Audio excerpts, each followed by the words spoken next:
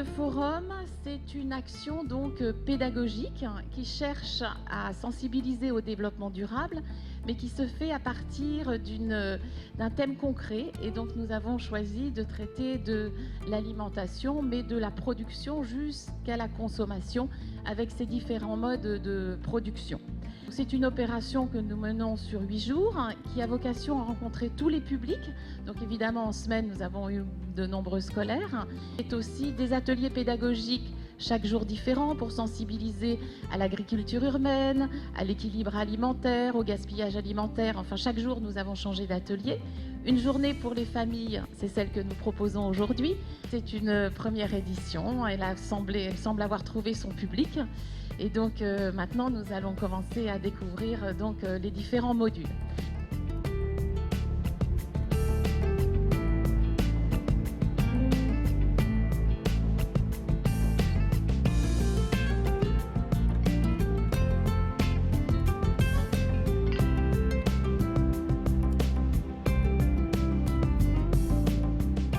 L'objectif des agriculteurs, vous l'avez compris, et il ne faudra jamais l'oublier, c'est de nourrir la population, le monde.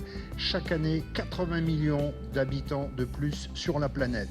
Quand on parle de préserver l'environnement, on le préserve avec la technologie, mais on le préserve également en recyclant tous les emballages qui peuvent être émis par les agriculteurs. L'eau de Montereau est prélevée sur la nappe alluviale de l'Yonne et de la Seine.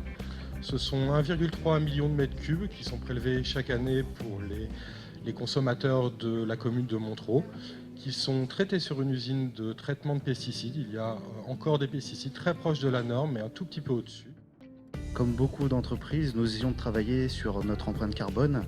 Nous essayons de réduire nos déchets et tout cela peut se traduire dans les restaurants scolaires par plusieurs choses. Une sensibilisation auprès des enfants par rapport au gaspillage. Nous travaillons des produits bio et de plus en plus de produits locaux. Donc, toutes ces affiches vous proposent et vous montrent les choses réalisées pour les cuisines et pour le bien-être de nos enfants. Le but, c'est de mettre en contact les producteurs et les clients directement. Donc les producteurs livrent tous au même endroit et tous les clients viennent au même endroit chercher les produits. Donc par exemple, ça c'est de la bière qui est produite à Bois-le-Roi. Donc on n'est que sur des producteurs qui sont locaux. On ne prétend pas à l'autosuffisance alimentaire totale. On ne va pas fabriquer notre chocolat, notre thé, nos pamplemousses. Non. Mais par contre, tout ce qui peut être cultivé sur place, chez nous, les poireaux, les carottes, les pommes de terre, les haricots verts, vous allez acheter au Kenya, et vous allez acheter nos tomates au fin fond de l'Espagne. Je pourrais vous démontrer très rapidement que quand elles arrivent dans votre assiette, sur le plan nutritionnel, il n'y a rigoureusement plus rien. C'est une réalité scientifique, c'est-à-dire si vous prenez un fruit ou un légume, que vous le cueillez, mûr, ce qui n'arrive pas très souvent dans la distribution, il a une certaine valeur nutritionnelle. 1 heure après, ça a baissé de 10%. Un jour après, ça a baissé de 30%. Une semaine après, il ne reste plus rien. Il y a beaucoup d'ambition derrière le Forum de l'alimentation. Il y a une vraie volonté municipale de faire du maraîchage urbain un axe de développement et de vie sociale à Montereau. Et j'espère qu'à partir de cette première expérience, nous pourrons essaimer et que d'année en année, nous pourrons montrer que ce n'est pas seulement du discours, c'est aussi des réalisations et des actes.